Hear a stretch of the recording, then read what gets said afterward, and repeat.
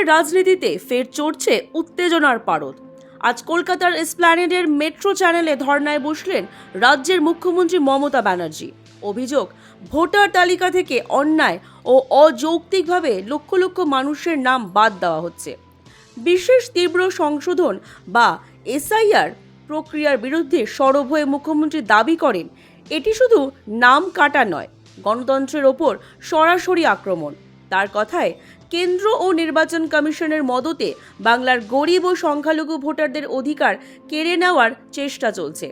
তৃণমূল কংগ্রেসের অভিযোগ, এই প্রক্রিয়ায় রাজ্যে প্রায় 63 লক্ষ থেকে 1 কোটিরও বেশি ভোটারের নাম বাদ পড়েছে।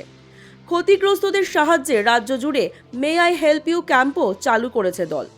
অন্যদিকে বিজেপি এই ধর্নাকে রাজনৈতিক নাটক বলে দাবি করেছে। তাদের বক্তব্য, এসআইআর প্রক্রিয়ার লক্ষ্য শুধু ভুয়ো ও অযোগ্য ভোটারদের নাম বাদ দিয়ে স্বচ্ছ নির্বাচন নিশ্চিত করা।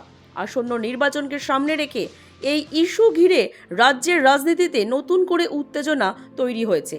এখন দেখার বিষয়, এই আন্দোলন কি সত্যি ভোটারদের অধিকার ফিরিয়ে আনবে, নাকি আরও বাড়াবে রাজনৈতিক সংঘাত।